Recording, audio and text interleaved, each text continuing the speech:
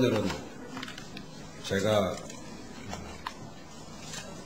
등록을 하고, 가만히 있어. 보좌관 등록했죠? 보좌관 다 등록했지? 이제 정식으로 돈도 내고 등록했으니까 오늘 경선 출마하는 변을 이야기를 하기로 하겠습니다. 존경하는 국민 여러분, 사랑하는 당원 동지 여러분, 진보 정권 10년간 한국은 잃어버린 10년의 세월을 보냈습니다. 국가 부채는 기하급수로 늘어났고 사회 양극화는 가속되어 가고 있습니다. 서민 생활은 더욱 피폐해져 가고 있는데 대통령은 국가의 품격을 떨어뜨리는 막무가내식 행동으로 파벌 정치에만 몰두하고 있습니다. 살기가 어렵습니다. 내 자식에게 걸어야 할 신락 같은 희망도 이제 사라져가고 있습니다. 존경하는 국민 여러분, 세계 11위 경제대국, 수출 3천억 불 시대 개막, 코스피 지수 1700 돌파, 이런 환상적인 숫자 노름에도 불구하고 우리 서민들의 삶은 더욱더 힘들어지고 있습니다. 성장 만능주의 시대는 이미 지났습니다. 세계 어느 나라도 선진국 문턱에 서면 고도 성장이 되지 않습니다. 이제 더불어 함께 살아가는 공동체를 만들어야 할 때입니다. 서민들에게 꿈과 희망을 돌려주어야 합니다. 홍준표가 80%에 달하는 대한민국 서민들의 꿈과 희망이 되고자 한나라당 대통령 후보 경선에 출마했습니다. 재벌 경제에서 중소기업 중심의 서민경제로 대한민국의 경제 구조를 바꾸겠습니다. 개발시대 경제가 아닌 지식산업시대의 경제 구조로 바꾸겠습니다. 서민들의 소박한 꿈인 내 집 갚기와 내 자식 잘되기 정책에 주력하겠습니다. 국민들이 편안하게 살 수 있도록 사회 기강을 확실히 바로잡겠습니다. 대한민국을 개조하겠습니다. 정치 분야는 대립에서 공존으로, 경제 분야는 성장 만능에서 분배와 복지로, 사회 분야는 투쟁에서 타협으로, 문화 분야는 한류의 세계화로, 외교 분야는 대미 자주노선의 강화와 다변화로, 대북 분야는 북한의 현대화로 대한민국을 개조하여 세계 1등 국가로 만들겠습니다. 존경하는 국민 여러분, 물질적 풍요함만으로 1등 국가가 될 수 없습니다. 정의가 강물처럼 흐르는 당당한 대한민국이 되어야 1등 국가가 됩니다. 더 이상 험 있는 사람은 지도자 반열에 들어가서는 안 됩니다. 노블리스 오블리제를 실천하지 않는 사람은 고위공직에 가서도 안 됩니다. 존경하는 당원 동지 여러분, 97년 대선, 2002년 대선에서 우리는 대한민국 최고의 경력을 가진 엘리트 후보를 내세우고도 패배했습니다. 우리가 내세웠던 후보는 우리들 눈으로서는 최고의 후보였지만 국민들의 눈에는 험있는 후보에 불과했습니다. 이제 그 실패를 반복하지 말아야 합니다. 홍준표가 그 대안이 되도록 하겠습니다. 홍준표는 여자, 병력, 재산, 세금 등 어느 한 부분도 저들로부터 공격당할 여지가 없는 깨끗한 사람으로 자부합니다. 시대 정신에도 부합한다고 자부합니다. 지난 10여 년간 그리고 공직생활 25년간 국회 상임위원회를 거치면서 국정경험도 충분히 쌓았습니다. 검사 시절 부패 권력과 투쟁도 했습니다. 이제 홍준표가 나서서 한나라당을 혁신하고 정권을 교체하여 이 나라를 서민이 행복한 나라, 부자 나라, 부자 국민 만드는 선진강국 시대를 열겠습니다. 존경하는 국민 여러분, 사랑하는 당원 동지 여러분, 오늘 저희 이 출발이 작은 물결에서 시작되지만 큰 파도가 되어 대한민국을 덮을 것을 저는 확신합니다. 내 한 몸 촛불이 되어 대한민국의 어두운 곳을 밝히는 서민 대통령이 꼭 되도록 하겠습니다. 감사합니다.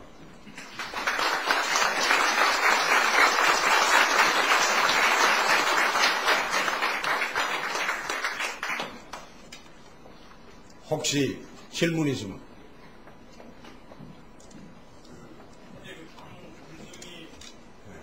네, 저 YTN 이재원이거든요.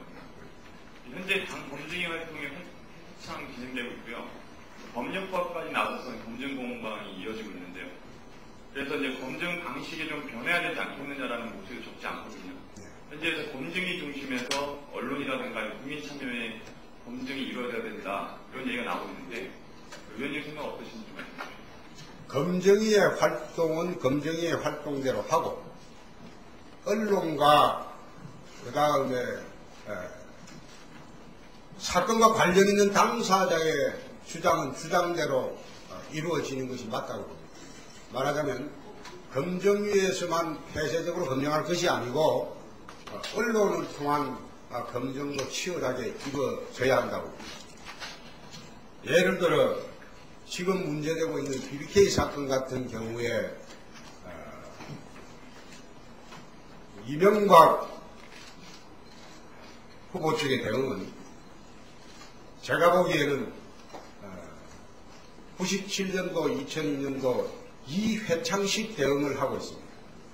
그런 식의 대응은 솔직하지도 못하고 그리고 국민들에게 감동을 줄 수도 없습니다. 솔직하게 천하의 이명박이도 사기당할 때 있었다. 국민 여러분, 내가 일만 하던 사람인데 2000년도 정치 휴지기에 일 안 하고 앉아있으니 참으로 몸이 건질건질했다. 일을 한번 해보려고 MBA 출신 유능한 경제 전문가와 합작을 했는데 나도 돈이 떼였고 내 친인척도 돈이 떼였다. 내가 서울시장을 거치고 대통령에 나가려고 노력을 하고 있는 마당에 그 사람들로부터 사기를 당하고도 지금도 내가 피해를 당하고 있다. 지금도 대통령 나서는 사람이라는 그 약점 때문에 미국에서 온갖 루머가 난무하고 온갖 업체이 난무하는 이런 상태에 와 있다. 천하의 이명박이도 사기당할 때가 있다는 것을 국민 여러분께 솔직히 고백하고 최근에 보십시오. 법원장 출신도 보이스피싱인가? 보이스피싱? 예. 그 당할 때가 있습니다. 저도 2000년도에 변호사 할 때 그 정치 휴직이 됩니다. 그때 한번 당한 일이 있습니다. 사기라는 것은 치려고 돼야 되는 그 누구도 당할 수가 있습니다. 노무현 대통령이 장수천 할 때 쫄딱 망했지 않습니까? 네? 그때 어떻게 대응했습니까?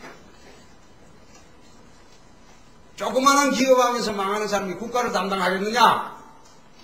그렇게 질문을 했을 때 노무현 대통령은 그런 이야기를 했습니다.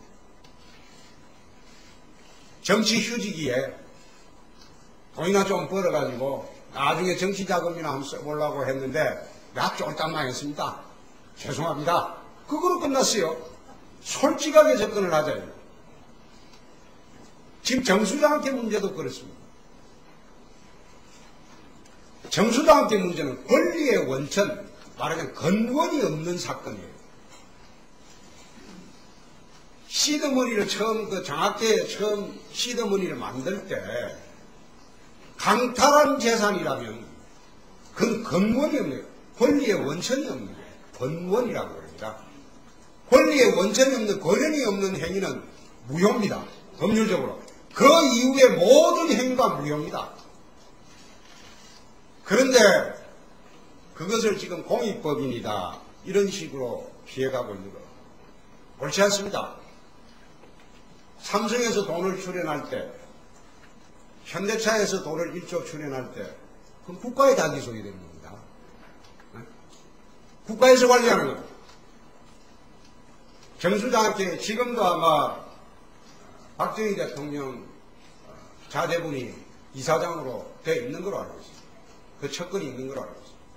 근원이 없는 행위이기 때문에 그것은 선의의 제3자한테 장학회가 넘어갔다면 그건 별개의 문제입니다.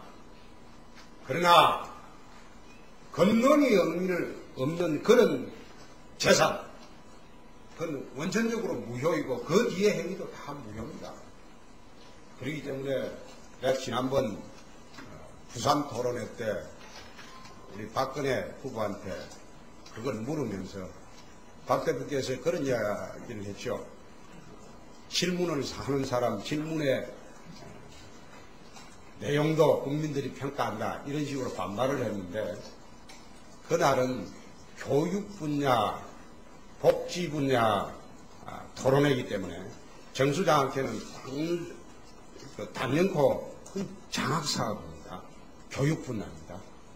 그래서 내가 질문을 한 것이고 대통령이 되고자 한다면 근원이 없는 행위에 대해서 집착을 하게 되면 그건 옳지 않다는 생각입니다. 남 비방하는 그런 거 말고 딴 거 뭐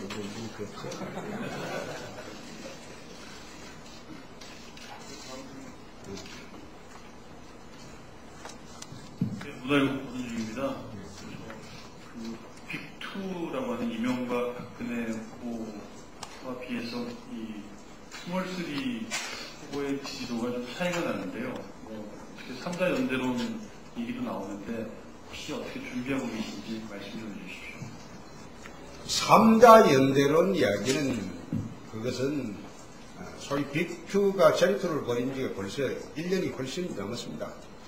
모든 언론의 지면, 방송 내용도 양자를 중심으로 가고 있습니다. 예를 들면 지난번 광주 토론회 후에 나는 그 이튿날 아침 신문을 보고 어느 방송사 기자분도 그런 이야기를 깜짝 놀랐다고 했습니다. 광주 1차 토론회 후에 내가 그 이튿날 아침 신문 보고 깜짝 놀랐습니다. 미국이나 선진국 같으면 그런 신문으로 제작 안 하죠. 그 토론을 본 사람은 누구나도 다 느꼈겠지만 그 토론 내용 중에 알맹이 있는 토론한 사람이 많지 않습니다. 그런데 그 이튿날 보니까 여론조사 뭐 온갖 것 동원해가지고 신문에 두세 페이지를 하고 그리고 의미 있는 말 한 사람은 저 하단에 한 줄로 깔고 미국 같으면 그런 선진사회라면 두 분의 토론회를 거쳐서 홍준표가 아마 붐을 일으켰을 겁니다. 저는 그렇게 생각합니다. 일부 신문에 그 카르텔 정성해가지고 양주자 진영에 줄 서는 듯한 그런 기사만 양산하는 그런 신문의 태도 옳지 않습니다. 저는 만약 홍준표의 진심이, 홍준표의 능력이, 홍준표의 식견이 제대로 국민들에게 알려진다면 지금쯤은 지지율이 상당히 달라져 있을 것으로 저는 봅니다. 지난 서울시장 때도 내가 느꼈습니다만 일부 언론들이 담합을 해서 의도적으로 무시하고 의도적으로 폄하하고 그렇게 하는 건 언론의 정도가 아닙니다. 만약 언론이 정상적인 자세를 차지한다면 아마 대전토론회 이후부터는 지지율 변동이 획기적으로 없고 스몰3의 연대, 언론에서 이야기하는 것도 그렇습니다. 홍준표가 이명박 저격수냐, 또 박근혜 비판하면 박근혜 저격수냐. 왜 당내에 있는 사람을 저격합니까? 정책 검증하는 겁니다. 그렇게 쓰는 언론의 태도 자체가 정당하지 않다는 겁니다. 내가 서울시장 출마했을 때 어느 언론사의 부당한 태도를 내가 공개적으로 항의한 일이 있습니다. 그 이튿날부터 아마 자기들끼리 의논해가지고 태도를 고치는 걸로 알고 있습니다. 대한민국 언론들이 무슨 박근혜 이명박이 광고하는 찌라시들입니까?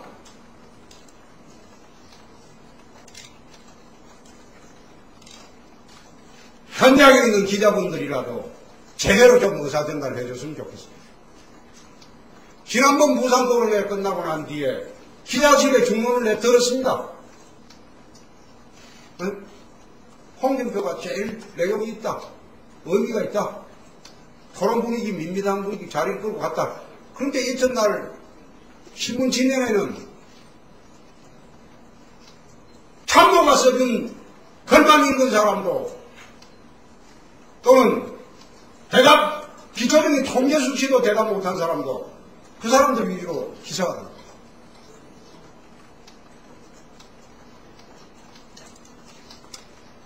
현장에 있는 우리 기자 동지들 여러분들이라도 데스크에 항의해서라도 그런 기사 작성 태도 그래야 합니다. 나는 그런 식으로 양대 주자의 찌라시 형태로 언론이 전락할 때는 대한민국 감당합니다.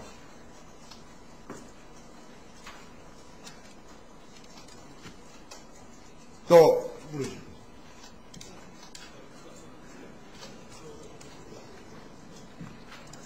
모바일뉴스 김재인인데요. 당내 좀 지지 그룹은 형성이 된 상태인지 좀 흐름이 궁금하고요. 그다음에 6월 말까지 6% 지지율을 올리겠다, 확보를 하겠다 장담을 하셨는데 가능하겠는지, 기책은 무엇인지 말씀해 주십시오. 우선 당내 지지그룹은 이미 양대 주자 진영의 줄을 99%가 다 썼습니다. 그리고 최근에 공천 협박도 자행되고 있는 판인데 누가 다음 내년에 공천에 겁이 나서 전화만 오지 누가 그 지지의사 표명을 하겠습니까? 그렇기 때문에 저는 거기에 신경 쓰지 않습니다. 대한민국 80%에 달하는 서민 정책에 내 집중하겠습니다. 내 마지막에 그 말 했습니다.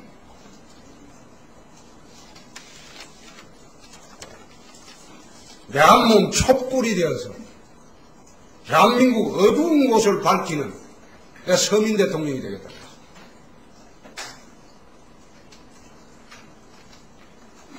대한민국 국민들에게 의사를 묻겠습니다.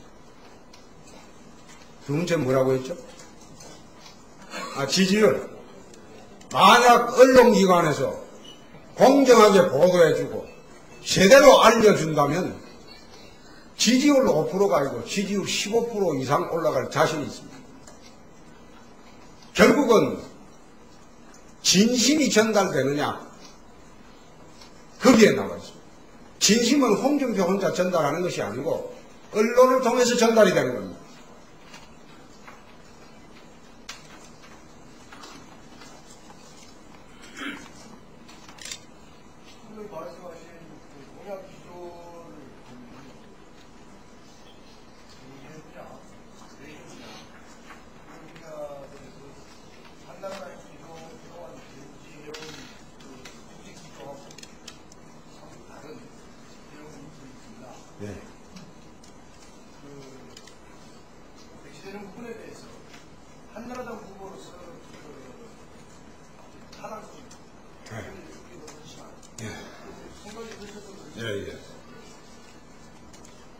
한나라당 정책과 가장 근접하게 내세우는 분이 박근혜 후보입니다.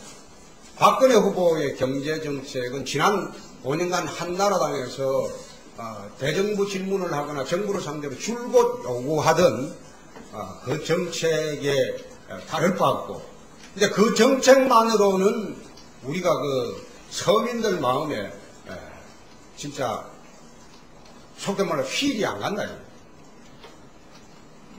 그 정책만으로는 소위 2에 해당하는 20%에 해당하는 소위 가진자 계층에게는 절대적인 지지를 받을지 모르나 80%에 달하는 서민계층에서는 감이 와닿지 않는 겁니다. 그래서 한나라당이 연말에 대선에 이기기 위해서는 서민들 마음을 잡아줘야 됩니다. 서민들이 자발적으로 투표장에 갈 수 있는 저당이 되어야지, 저당 후보가 되어야지 우리한테도 희망이 있다. 그런 정책을 편다는 차원에서 우선 이해를 해주시고, 외교 분야는 특히 대미 자주노선 강화는 이거는 한나라당이 그 사이에 친미 일변도 정당이라는 거 우리가 반미하자는 게 아니에요. 노무현식으로 얻는 것도 없으면서 국내 자기지지계층 결집시키기 위해서 반미를 주장하는 그런 말하자면 대한민국의 훼손되는 행동은 하지 않는다는 거죠. 그러나 대미 자주노선 강화 문제는 이게 우리 대한민국이 11대 경제제국이 됐는데도 불구하고 일방적으로 한미동맹에만 매달리고 소위 대미 종속 일변도로 그런 형식으로 비춰진다면 대한민국 국민의 자존심이 이제는 허락하지 않습니다. 그래서 이거는 한나라당 정책 중에서 가장 중요한 경제 분야와 외교 분야는 정말로 바뀌어져야 하고 개선이 되어야 합니다. 그간의 한나라당 외교 정책이 친미 일변도 역사라는 걸 잘 아시는 겁니까? 그런 부분이 있었습니다.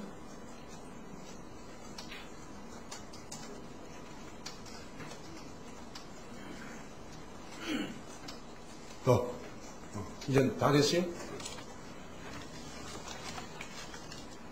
아까 언론기관 종사자 여러분들에게 내가 좀 격하게 이야기를 했습니다만 그거는 제 말뿐만 아니고 어느 방송사의 내 간부를 한번 광주 토론회 끝나고 난 뒤에 만난 적이 있어요.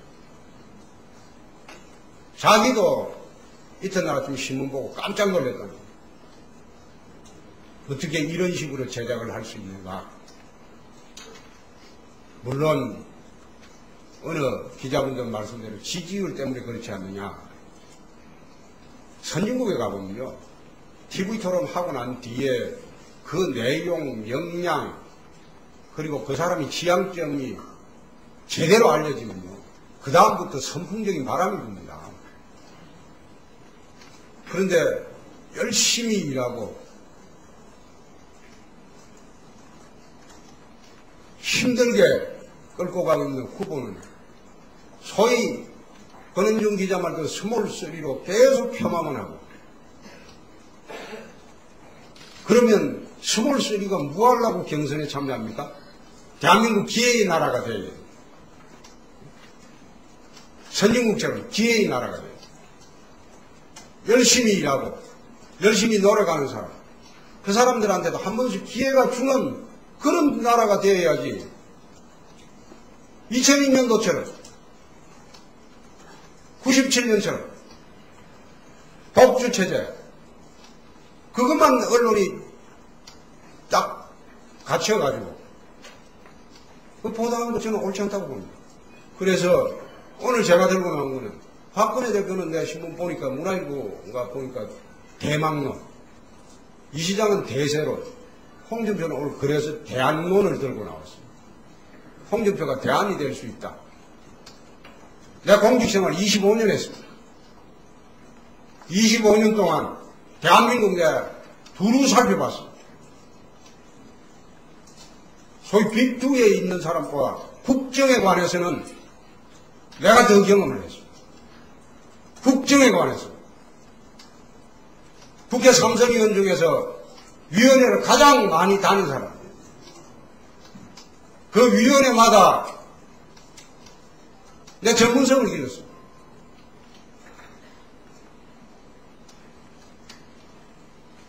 그냥 하기 좋은 말로 빅2의 스몰3 팔 묶어가지고 아무리 열심히 이야기하고 노력해도 보도도 안 해주고 자기들끼리 딱 짜고 그런 법이 어디 있어요?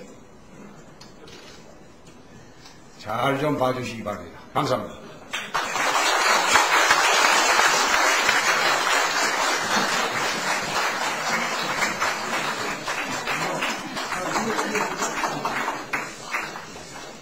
저도 이래 지지자가 있습니다.